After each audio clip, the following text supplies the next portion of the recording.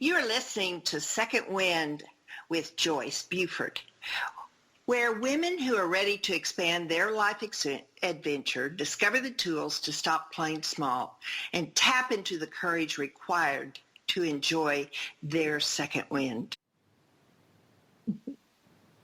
Welcome. I'm so happy that you're here with us today. This is going to be an absolutely fabulous show today. And so I'm always happy when I can bring that to you and you really benefit. Last week, I had the wonderful occasion to go to Santa Fe. Now, I hadn't been out of my house a long time because of all that's going on today, but I know that one of the things when I get really cranky and upset and frustrated with life is that I need to make a trip. Now, this trip also took me to friends and other support units. So anyway, one of the reasons I know that is because I know the values that bring joy and happiness to my life. So when I'm out of alignment with my value of what I think is important and what really feeds my soul, then I get cranky or life is just tough. So anyway, this is a great opportunity for you to, if you have not listened to the podcast of Value You, then I think you might want to go back and listen to it because I have an awesome, short, easy, quick way to solve your out of alignment moments with a course that will be coming up in September. So this is a great opportunity. Go and listen to it. Or you can go to JoyceBufordEmpowers.com. And there you will find an opportunity to get my 5 easy action steps to stop feeling stuck in your life. So a couple of options for you there so that you can get a handle on where you want to be in your life and have a fuller, richer relationships and life itself. So moving into this, I can't wait. I am so excited about telling you about Stasha. I'm just having a great time here. Now, Stasha and I have had some opportunities. She is a coach of mine, and I just have learned so much from her. And so actually, we were just talking yesterday. But let me tell you some more about Stasha Washburn. Now, Stasha is the period coach. Now, we were not talking about my period yesterday. We were talking about my business. just for that clarity. But anyway, the period coach. And that is the bloody kind, not the grammar kind. So we get that all clear. She is just a few of her qualities. She is a dancer, a chef, a sword fighter, a Tai Chi practicer, a speaker, author, skateboarder, football-loving, digital nomad, to mention a few things. She's got gorgeous red hair. I wish we could show it to you today as well. But basically, you cannot pin this woman down. She is all over the place, very focused on her life and her business and her mission, which is the period coach. She goes anywhere as long as there is tea kettle and Wi-Fi.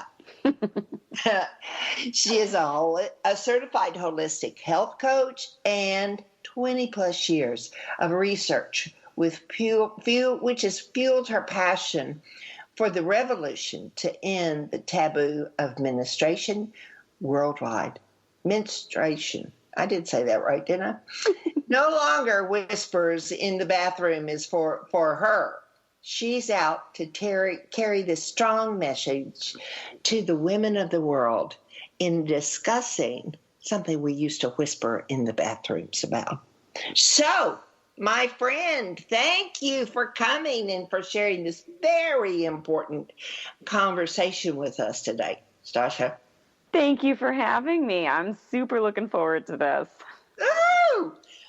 All right. So you've taken on a big hush-hush topic here. It's one that's hush hush. I don't know why, since so many women struggle with their menstrual cycles. They don't understand what's happening. If it's like me, I got a book that was explaining some of that to me, and that's all I got. So it's even a difficult topic for my generation's moms to actually talk about with their daughters. Hopefully, we're improving that now. So, tell me why you decided to take this on. I mean, we've all experienced it, but something must have happened that prompted you to put your passion into it. Yeah, I mean, I had really horrible periods and kind of right out of the gate as a teenager. It was just pretty much bad from the beginning. And I don't just mean like uncomfortable. I mean, I would actually pass out, like just standing in the hallway in high school. And the next thing I know, I'm on the ground or I'm in the nurse's office. I was in English class one time, woke up in the nurse's office, like really bad. I just knocked me out cold, and then the pain. I would spend 3 days just throwing up from the pain. And, I tell people, imagine that you had food poisoning and then multiply it for 3 days straight. And that's what having my period every month felt like. So It was not a pleasant experience. And, the doctors, I had a very good doctor. I mean, she really tried her best. I was on all kinds of different medications and drugs and birth control pills, experimental things. I mean, we'd run out of regular things to try, and even moved into some experimental things to try. And, nothing really even made a dent in it. I mean, I was prescribed narcotics in high school, and honestly, all they did was make me sleep and dream about the pain instead of being, I guess, conscious and having the pain, which I'm going to say is not really any better. So it was just terrible. And I just kept thinking, this can't be normal. Like, this can't be okay. And it can't be so rare that I'm the only one that's going through this. And I've just mystified medical people from time, immortal. Like, I just kept thinking, there's no way that I'm a medical mystery and this is normal. And those are kind of the only two answers that, everyone has uncomfortable periods. That's normal. And we just don't know what to do with this. It's just too much. So I just kept thinking, this can't be normal. And I spent basically 20 years trying to figure out what was wrong with me, what could be better, what could be fixed, what I could do. And I, now we're talking about like the 90s and the early 2000s, and I was diving into things like Ayurvedic. Deepak Chopra had just come out with his first book on Ayurveda and, that kind of stuff. And so I had grabbed that. I had started reading about Chinese medicine. I mean, I really was reaching for any help anywhere. I started looking at crazy, I think macrobiotic diet was the first one that really had kind of come out it come out earlier, I think in the 70s, but, anyway, I was just trying, I tried being vegan. I tried everything. You named it. I tried it. I've done it all. You name an herb, I've tried that herb. You name a diet, I've tried that diet. I tried everything. So, but in all that research, I found out that 80 to 90% of women will have a hormonal imbalance at some point in their life, and it will affect their lives in some way. So, whether it's mood swings or bloating or sleeplessness, whatever it is, but it's a level of hormonal disruption that makes some kind of impact on their lives. And I thought, what? 90% of women are going to go through some form of hell at some point because of their hormones, and it's just quote unquote normal. Right. I can't live with that. So that's really what started it. I refuse to believe or accept that. Well, did your doctor just eventually say, I'm sorry, this is it? This is all I can do for you, and just release you? Well, no. In those days, you had health insurance until you turned 18, or if you were in college, I think you could keep it until you were out of college. And I graduated at college at 20. So I basically just aged out of health insurance. And then I didn't have health insurance again until Obama created the ACA and California adopted it. And I was able to get health insurance then. So I just didn't have health insurance for like 20 years, basically. So the doctor that you would go to is the gynecologist, or what is the professional Well, I started title? with a pediatrics because I was under the age of 18. So I started out with my like regular doctor, my pediatric doctor, who then, referred me to a gynecologist. And then I went to her. I went to a bunch of specialists. And I just kept going back to her because she was my primary, doctor at that point. And like I said, she was great. I mean, at one point she was like, well, I think I'm going to prescribe you to be cooking in cast iron. You need more iron, and it's one thing that we can fix. So we're going to start with, we're going to try that. So, I mean, she tried everything. And I mean, everything. God bless her. She tried everything that I know it was a challenge, and I know she tried, but there's just no answers. Wow. Well, I mean, is this really, of course, I don't know how you'd even find out, because women don't really talk a lot about this between ourselves, unless you're just really good friends. I mean, it's kind of a hush-hush, isn't it? We just don't even acknowledge that it's part of the life. I didn't have much of a choice. Like, I mean, I would collapse in the middle of class and someone would go, what's wrong with you? And at first I said, I must have just gotten my period. And then I got enough people going, oh my God, that's disgusting. TMI, we don't need to hear about that. That I started lying. I mean, I was the one on the floor, unconscious, hemorrhaging blood in pain. But I had to protect their gentle feelings and start lying about it. Yeah. That I'll tell you what probably pissed me off the most. Right. Yes. With your spirit, oh my gosh, for sure. Yeah. And do you think really having something so challenging as those periods gave you this desire that you have to go and do and experience so much of life? Isn't that interesting? I mean, you do everything. Yeah. I mean, I think it's partly I've always been an avid learner. I mean, even as a little kid, I was an avid learner. So I think that's part of it. And I think the other thing is that I ended up just looking in every nook and cranny, trying to figure out how to fix myself, that I really ended up researching so many varieties of things. I found so many things that were so very interesting. And I saw how everything really related to each other. And doing the menstrual research, especially, I realized how much our reproductive hormones affect every aspect of our health and well-being. So it's not like, oh, you've got cramps, that's too bad. Well, that means you're inflamed, which probably means you're having digestive issues, which probably means that you're having sleep issues, which probably means you're not feeling as happy as you should be, because, everything is related. And I kept coming back to the fact that actually your period is your best health diagnostic tool that you can have, because in general, the first thing that's going to stop working properly is your reproductive hormones. They're really the least essential to your survival.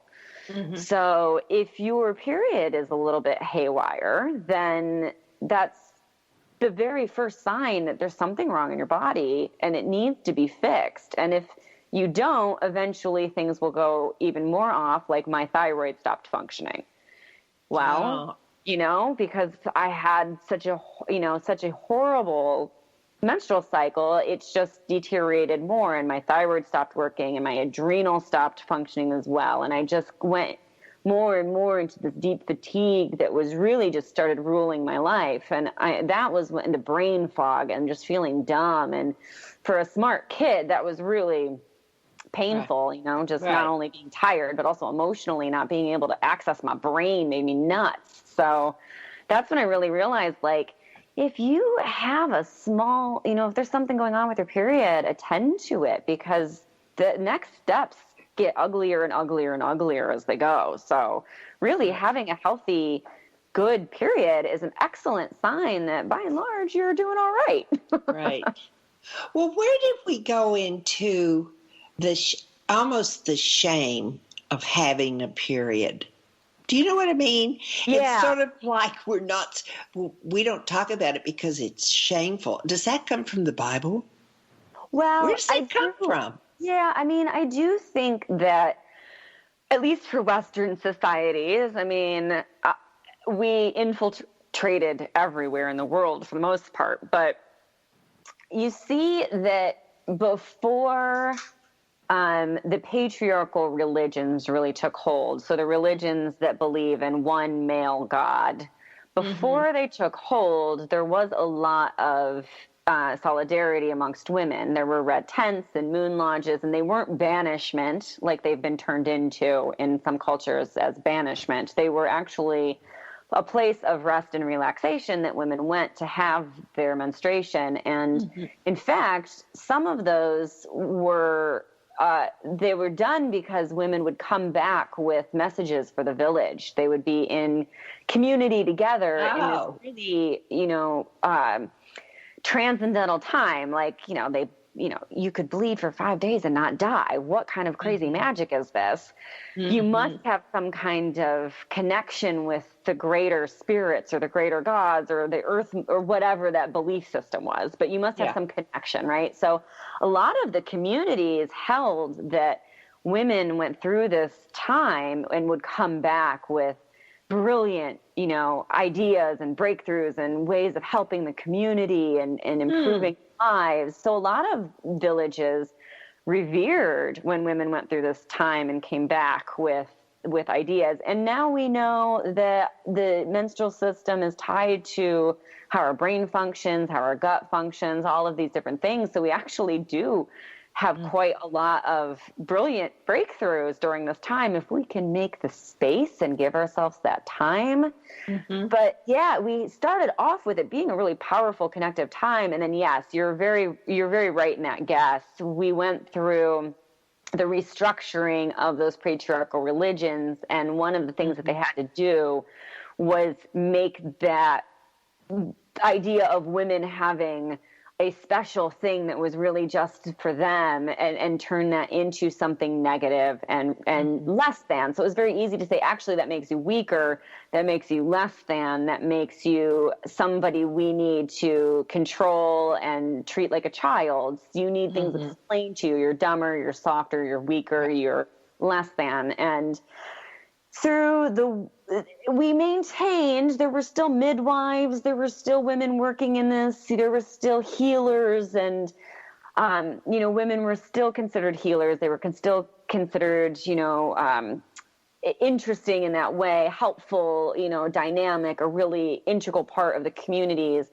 And during the 1300s and 1400s is when we really started the witch hunts.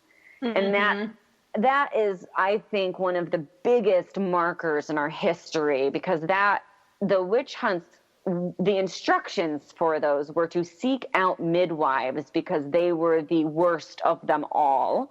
And the witch hunts were directed towards women. All of the language, they were using Latin at the time, and all of the language was in the feminine. So which was the feminine? They could have used the as they say, man as the non-gendered. They could have used the masculine words and said it was non-gendered, but they didn't. They chose specifically to use the feminine, meaning very specifically woman. So all of that was set up, and there's a lot of controversy in the world of how many women were tortured and murdered and died during this. But if you even take the average of the, conservative numbers and the more liberal numbers, I guess you could say, even if you take the average, you're looking at multiple millions of women who were murdered over the course of a few hundred years.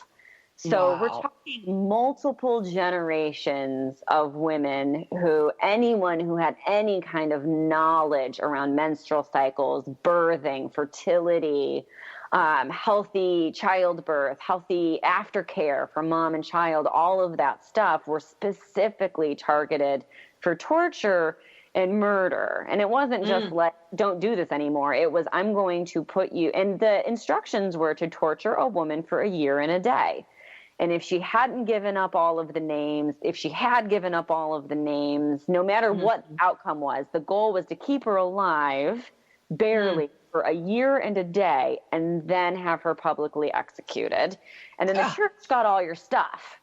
So there's entire villages that were wiped out and given to the church in these witch hunts. And then, of course, we took that, not just in Europe, but we took that worldwide and did the same thing in Africa and did the same thing in the United States and did the same thing. You know, we really took it worldwide. So it still happens to this day. There was, you know, when I was writing my book, there was a woman who was an 80-year-old grandma who was axed to death in 2018, I believe it was, in front of her entire family for being a witch. And her whole family had to flee because they were next. So, and what country was that? That was in, I want to say, Northern Africa. Yeah. Right. But yeah, it was just, you know, it still happens to this day. And it's not just, you know, I don't want to give the impression that it's something that only happens in Africa. It still happens in many other countries. It's just, that was the one that was, I was shocked and horrified and raged. And, you know, I had all of the emotions. And so I was thinking, you know, that when we were more connected to nature, as a human source, that we were more in alignment with the process of life. In other words, we knew this was an important part of life that gave us life. So I was kind of hoping that was going to go on through the generations. But as we know too well, we get kind of wonky as generations change and leadership changes and ideas change. And so I'm really interested in knowing, have we balanced out? Are we living in a better period for women? I mean, just the fact that you feel so committed to this calling to broaden and share with everybody about the period process through your coaching, I'm hoping that we're in a better period now. Is that correct? I definitely think we're on the upswing. I think it's going to take several more generations for this to really get into the normalcy and how, you know, and the taboo, and have every kid understanding and just a normal part of life. And, you know, here's what you do to fix this problem. And, you know, like, oh, Mom, do you need a massage? You know, just to make it an easy, acceptable, like everyone understands, oh, do we need to eat some more, you know, beets today? Like, just to have those like easy things, it's going to take a few generations. But it definitely started, because the women that I've worked with have talked to their kids. Their kids are growing up with it totally normalized and completely understanding and accepting. And so these kids, I think, are going to be the ones that really take this work into the next generation, you know, after I can't do this work anymore. Yeah. Now, I know you referred to your book, which I'm so excited your book is out, right? And the name of your book is? The Revolution Will Be Bloody. And is it a learning tool for teenagers, for mothers, what was your intent with writing this book? Who is the reader? Yeah, my intent was for the women who are ready to really get into this. So there's a bit of, it was really written for the brave, for the stubborn, that I refuse to accept this is okay and normal. I wrote it for the ones who are ready to like pick up the light and take it and read it, and I didn't necessarily intend for it to be for teens. There's some vulgar language used in there. Oh no, Stasha. But I know all of the moms so far that have gotten it have been like, "Oh, are you kidding me? This is absolutely not going to phase my kids. I'm giving it to them." So. Right. Yes, that's true. That's true. So I've definitely, it's gone across, and I also know women who are in menopause who picked it up because they just wanted to learn and discover. So it's, the age range doesn't really matter. It's really just for those that are ready to just jump in and learn. Well, I just think you need to write a book just simply explaining the process and the joy of having a period and how important it is. That's next. That's kind of the middle of the book. The middle of the book is really it's the how your period works. Here's the superpowers in it. This is the benefits of it. This is why it's awesome and kick ass, and you should really embrace it because it's great. That's the middle of the book. Oh, good. Yeah. That so we might have to take and make it another book itself. I know. I'm seeing one of those children's books because we did talk a little bit about it, and we'll talk about it after we come back from the break, but the period ages are changing too. Yeah. So, it's going much younger, and that is a topic in itself that we'll get to. But, I could see that actually it might be kind of difficult because the periods do start. You even mentioned 9, 10. Yeah. And, a book would require a different type of approach, I think, absolutely. for a younger girl. So anyway, but we do want to talk about that. But are the schools even allowed to talk about that, or is that still a nurse conversation? Yeah, it depends on where you are. Some schools do, and some schools don't. And some schools don't talk about it at all. And some schools have great education. So it honestly just depends on where you are and the structure of your school. Yeah. Yeah. Well, I know. We had a subject that I adopted both of my children, and we couldn't even go into the schools and talk about adoption. So, that was like taboo as well. So anyway, we got a lot of these taboo topics we can't have in our schools, even though that's where they should be learned. That's right. So we are going to take a short break, and when we come back, you're going to continue hearing this fabulous lady talk about her dream, her passion, and how she is carrying it forward for the benefit of us women. Transformational coach, motivational speaker, and author Joyce Buford returns after this short break.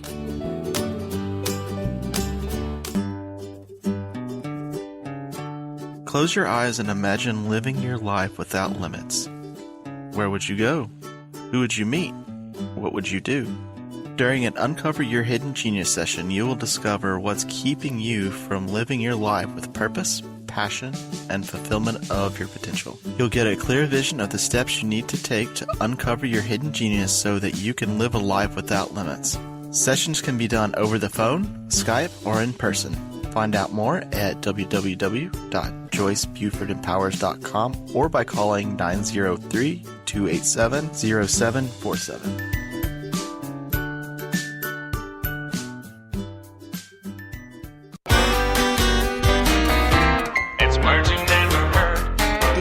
About the catfish that fell from the sky and hit a woman on the head? I'm not joking. Lisa Labrie was walking in a Cleveland park when she heard a rustling in the trees above her. When she looked up to see what was going on, a 5-pound catfish fell from the tree and hit her smack in the middle of her face. I know this sounds fishy, but witnesses saw a bird, possibly a hawk or an eagle, flying away. The bird had apparently dropped the foot-long catfish more than 50 feet through the trees before hitting Labrie. What's another word for the study of fish? Ichthyology. Lisa Labrie said although she used to do a lot of fishing or doodle socking while growing up in Colorado, I don't think she's ever caught a catfish with her face before. What's another name for a fisherman? A piscicapturist. It's words you never heard. I'm Carolyn Davidson, and you can have fun challenging your words you never heard vocabulary with my free app, Too Funny for Words. Welcome back to this segment of Second Wind. Joyce Buford, the author of Effortless Happiness, continues in this segment to share insights that will help you live a life of greater purpose and filled with happiness. Now here's our host, author and coach, Joyce Buford. Welcome back. We are talking today, as you know, to Stasha Washburn, and she is the period coach. And we're talking about the monthly visit from the gods where we have our period. So, Stasha, from the conversation that we've had in the previous time, our 30 minutes, I want to know, have we really improved? Have we really made the circles so that we are supporting our young women as they come into this monthly visit with their bodies? Is that really being addressed better than it has over the last few years? There's definitely more resources than there used to be. You know, there are some good books for kids, like we were chatting about there. There are some younger, you know, skewed for the younger kids. Okay. There's more and more books on periods coming out. You know, when I was doing this, there was kind of nothing except for the book that Dr. Christiane Northrup wrote. And that was kind of it from the 70s, I believe, is when she published. Mm-hmm. So there was really nothing that was very helpful out there. And now there's far more books, and you can really start diving into ways to fix things and get things more on track. So if you want to learn, there are resources out there that didn't exist before. So I feel like that's a really good start, and it will help us lay those foundations so that people can start learning. And then, you know, the kids that are growing up in households where mom just refuses to let this be a secret, shameful taboo, those kids don't have any questions when it comes to puberty because they've learned it all already. They just grew up with it, knowing that this is what happens and that it's okay. And these are things that mean it's healthy, and these are things that mean we got to go talk about making some changes. Mm-hmm. Yeah. Well, you know, dear, as the generations pass down, unfortunately, I think sometimes that inability to talk with your daughters about the transition is very likely not to happen healthfully. That's a new word for you. I like it. You know, I'm not even sure I did a very good job with my daughter, and I hate to say that on air. How could you? You didn't have any information. There was nothing that you could have told her that would have helped because there was no information.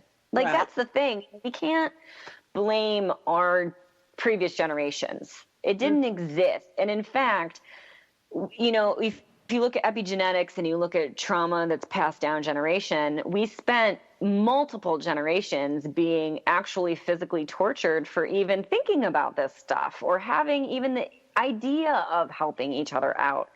So we have a instinct in us to come together as women because that's in our evolution, but we also have this conflicting instinct to stay away because it's unsafe to have those conversations. So we have a real dueling evolution that had happened with this trauma on top of it. So we didn't have any information.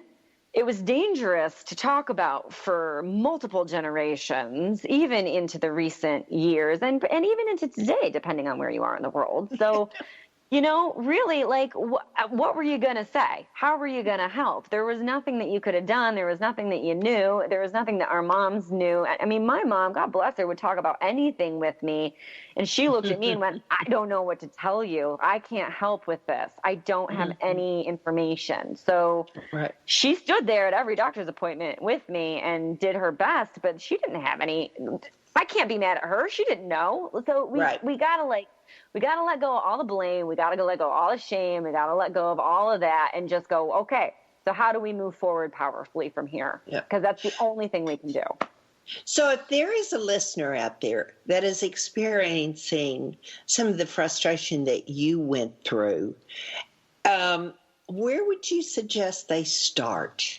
If they've gone, I mean, the local thing would be go to your pediatrician or for the younger ones, but then moving on to the gynecologist.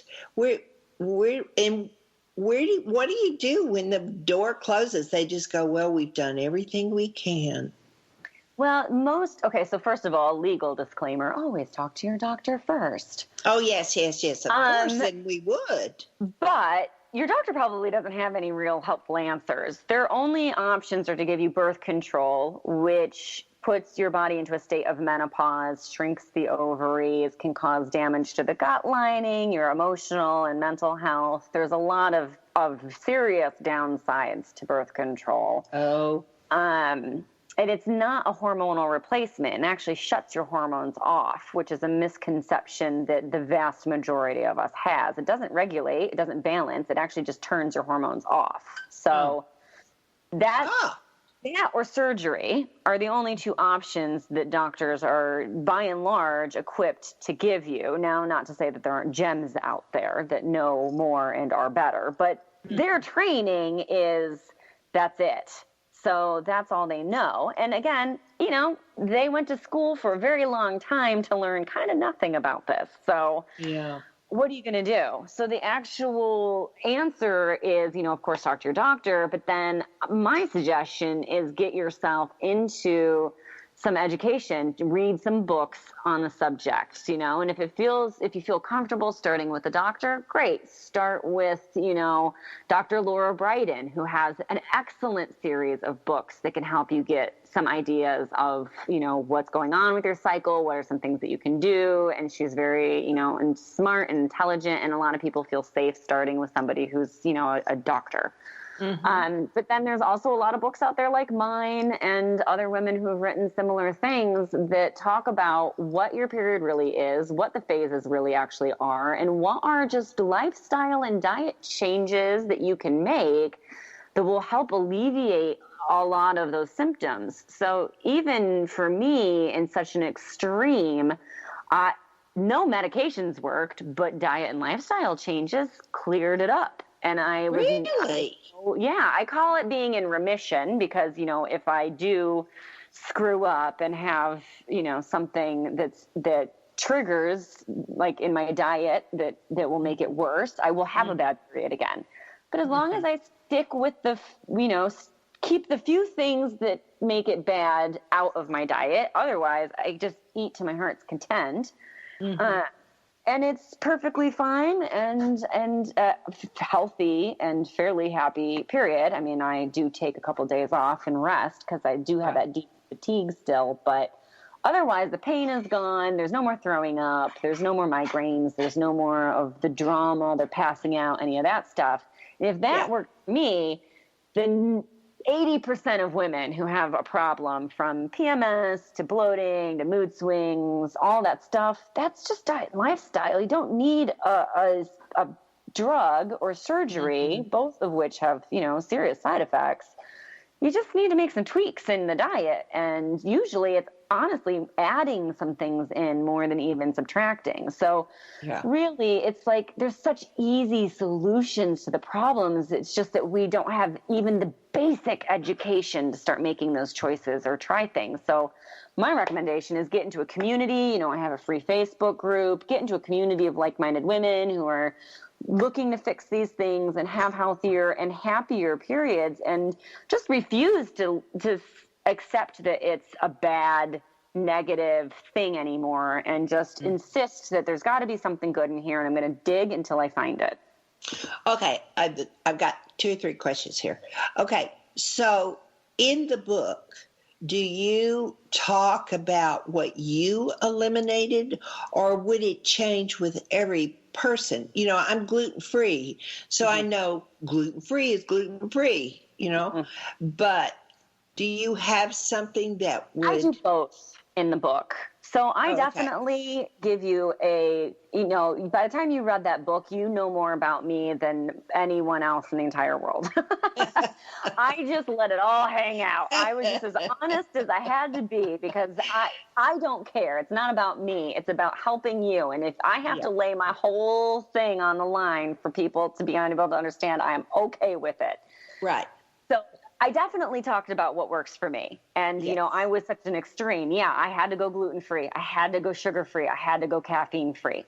Those are the 3 things that, like, I can have a little bit of sugar from time to time. At the end of the world, I definitely had ice cream for my birthday. I definitely have gluten-free cookies around Christmas. Like, you know, I'm not going to say I don't have any, but I had to drastically reduce it. I can't do caffeine. Caffeine will trigger the cramps and a migraine in no time. So for me, and even if I get gluten, 4 weeks before I get my period, I'll still have a bad period. So I know that the hard line is gluten, cannot have it, no negotiation.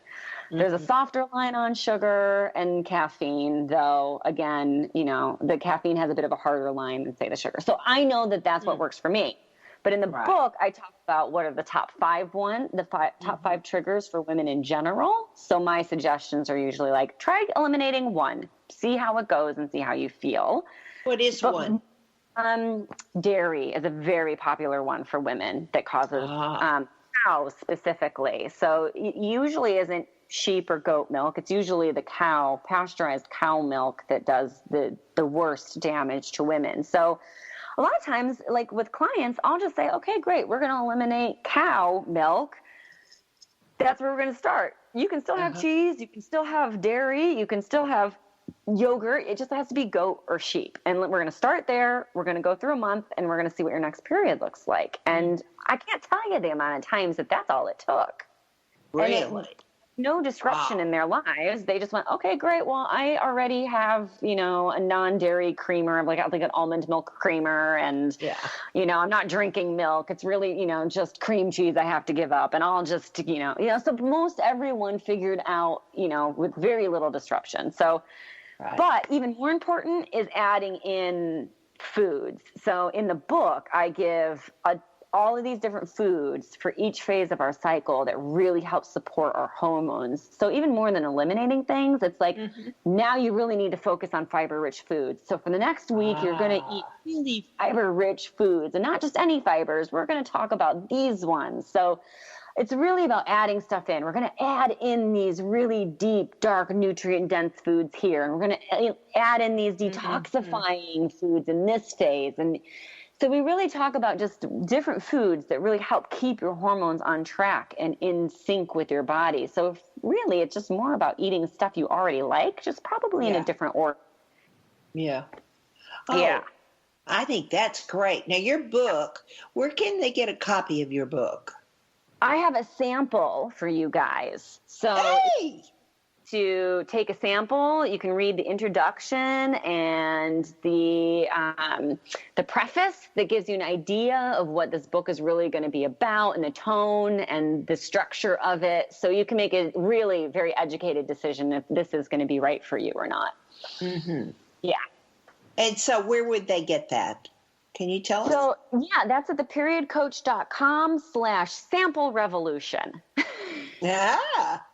And that's free, people. That is free. You can just go get that. That's awesome. Right.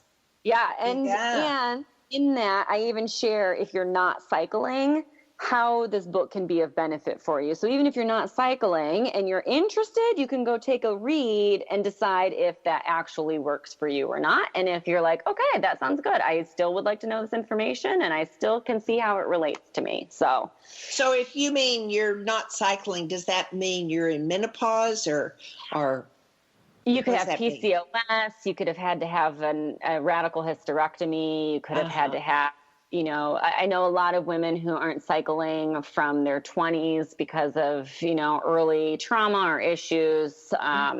There's just a lot, technically birth control. You're not technically cycling. You're not getting those hormones. So there's a lot of reasons that somebody who has all of the organs intact to have a period don't have a period. But that doesn't mean that as a human being, you still don't have these cycles. And I really, truly believe that menstruation is basically training wheels for menopause. And as a wise woman in menopause, living cyclically should be so deeply ingrained, because if a perfect world, you would have been living cyclically with your period. You kind of just keep going. And I think that as a structure, as a community, that everyone lived far more cyclically than they do now. And I think that's because of the menstruation. It was very tied to the moon cycles, which was tied to the harvest, which was tied to planting. And, we really lived with that moon calendar. And I truly think men should be doing it too. They're just not, because there's no example of it anymore, because we've made menstruation so taboo that we have to pretend it's not happening, so we can't live cyclically. I think that all of humanity would benefit immensely if we came back to this idea of living cyclically with this moon cycle. And so, Wow. I get ranty. Yeah, no, I love it. I mean, I have gotten so excited because we take so much of this. We're just kind of beaten down, It's like nobody's heard our voice when we've had issues in this area. And so I just take it as it is. You know what I mean? I'm not asking enough questions here. I think you're right. I think that that's true. I wouldn't be doing this if I just didn't have that voice in the back of my head going, this is not right. This is not right. This is not how it should be. This can't be how it is. You have to just not let this go. And if I wasn't such a stubborn personality, I wouldn't be here. But I just refuse to believe that this is acceptable. And I just refuse to let it go until I figured it out. And even now that I figured it out, I refuse to stop learning. And I refuse to stop educating and talking about it everywhere I possibly can. So what do you have that you can offer a woman that is stressing out and feeling she needs support? Do you tell us about the period coach, or how you work with women? Yeah, so I have basically multiple levels. So, if you want to just get a taste and start figuring stuff out, you can join the Red Circle Lady Business, which is my free Facebook group open to anyone who identifies as women who wants to learn more about periods. Okay. So it's really quite a beautiful dynamic space with lots of women who are even postmenopausal, who are in there for their own curiosity or their kids. There's a lot of women that join who will say, I want to teach my kids far better than I learned. So there's a huge variety of people in there, and you're allowed to ask questions and comment. And our only rule is that you have to comment and talk from love and no promos or spam. Right. You have to be nice to each other, and you can't spam us. Those are the only rules. So again, say that one more time. It's Facebook group, and it's called the Red Circle Lady Business. Yeah. And part of that is because I also work with women who I work with entrepreneurs. So there's a lot of people who have their own businesses in there that are learning to run their businesses with their cycles. So I have a commute. So I do have some paid programs. The cheap one for everybody who I love this program because it's all about just learning your cycle and learning how to live in harmony with it through your 6 senses. It's called Flow Freedom. It's low cost. It's really for anybody who just wants to learn how to incorporate their cycles and use them and enjoy them. And then I have Your Business, Your Flow, which is for women in business to learn how to use their cycles to their advantage in business so that they don't have to burn out and overwhelm and fight for one seat at the table, but actually embrace them as a woman and run their business as a woman. Yeah. And then I have my school, which I work with people who are coaches who want to incorporate period coaching into their businesses, or even become a period coach, maybe focusing on something like teens or PCOS or infertility, to become the PCOS coach or to become the infertility coach or whatever your fancy. Right. But to basically train coaches to go out there and fill that gap between your doctor going, well, I don't know, I can give you pills or a surgery, and you going, well, but I don't want to live in this anymore. So there's got to be somebody to fill the gap, and I'm just training as many coaches as I possibly can to get out there and fill the gap. That is so interesting that there's so much. There really is a lot we can do. We just need to make sure it's known that we need, and that's your purpose. Yeah, in fact, the thing, the more people that are out there talking about it, the better for all of us. Right. So your website, tell us your website. If they wanted to, I'm sure all of this is on your website. Yeah, theperiodcoach.com. Oh, okay. Yep. Well, that's simple. Yeah, so basically theperiodcoach.com. So if you want to just go to the front page, you'll find the link to my Facebook group on there. You'll find the link to whatever free class I'm teaching next. And you'll also, if you go to /sample revolution, that's where you can grab the free sample of my book. So it's all at theperiodcoach.com. Yeah. Right. Mm-hmm. And you also said you were going to offer something called the Period Tracking Mandala.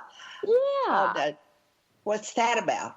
Yeah. So one of the things that you have to start doing is just taking notice of your body on a daily basis. Because the misconception is that you just have your period and that's your menstrual cycle, and the rest of the month you're just whatever. You have some kind of like blanket hormone that happens. It's not true. Your hormones fluctuate through each phase of your cycle. So what we do is I have this beautiful mandala that you're essentially just coloring.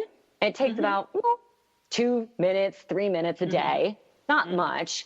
But you're just taking note of, how was your digestion? How was your mood? How was your energy? How was your cervical fluid? Because these are the things that are going to show you where you are in your menstrual cycle. And then you start learning what's going on. So I give this tool away for free, and I have for years, and I will for the rest of my life. It's that important to women. And I've also said, like, kids and men should do this too, because it's just good to know how your body is doing each day. Right. Yeah.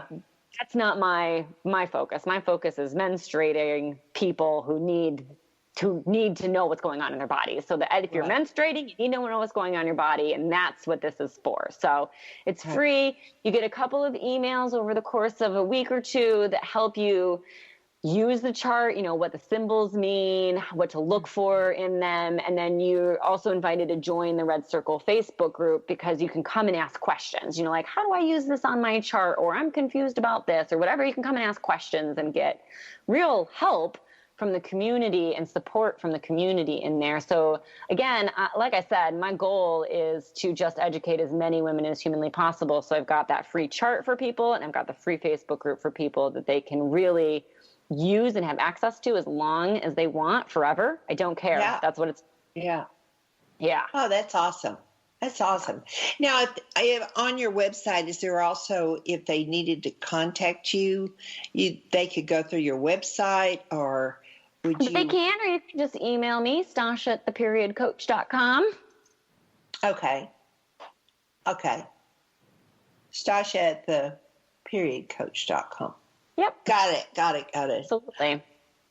Yes. So what is the message that you would really want to leave with the listener out there? The one that is struggling so and she feels so frustrated and alone, actually, just so isolated. The only step you have to take is come and join community. and be open-minded. And if you can at least entertain the idea that periods were not put on earth to cause you personal harm and damage, that's the society we live in that caused that. And the only way to change that is to jump into community, start learning what the benefits of our cycle are, and make some basic changes. And you can actually be living in a very positive and connected place. Yeah. It's interesting to me, what I've learned today at the show is that even though I'm in menopause, that there are still reasons to pay attention to your cycles. Yeah. I would have never thought that. Absolutely. I mean, the women that I've worked with who have been in perimenopause and in menopause, and I have had women who are in menopause that have joined my communities, have all said that it was really quite fascinating, and they too felt that ebb and flow. They felt like there was more times of the month that they had more energy and times that they had less energy, and that it really did sync up with the moon cycles when they started paying attention to it. And they felt so much better, because they didn't feel that guilt of like, oh, I just feel like I need a nap today. I don't, it wasn't like, I don't understand why I'm feeling a little less energetic or a little less clear or a little less focused. It was like, oh, right, because I am kind of moving into that new moon phase, and I am feeling a little more introverted and a little, you know what, I'm going to go take a nap, and that's okay. That is fascinating. Yeah. I didn't know what to expect, but and I've always been honest with people. Like, you can join. I don't know what your results will be if you're not cycling, but you're absolutely welcome. Yeah. And I've had people who jumped in, and it was just incredible to me to see that there was actual, emotional relief discovered through the process. So I loved it. It surprised me, and I loved hearing it. So I don't exclude people. If you want to go jump in and give it a shot and see what happens, you're welcome to. Well, there you go, my dear listener out there. We have just had the most fabulous show. I hope you've walked away with valuable information. Thank you, Stasha. It's been a pleasure having you here. And I've learned a lot. Good. So for this week, spread the word, share Stasha's information, because every woman in this earth goes through this, and we have not been heard. And it's our chance to be heard. Stasha is certainly making it possible. That's right. So take it with you. This is part of your world, and become much more aware of how special you are. Have a great week.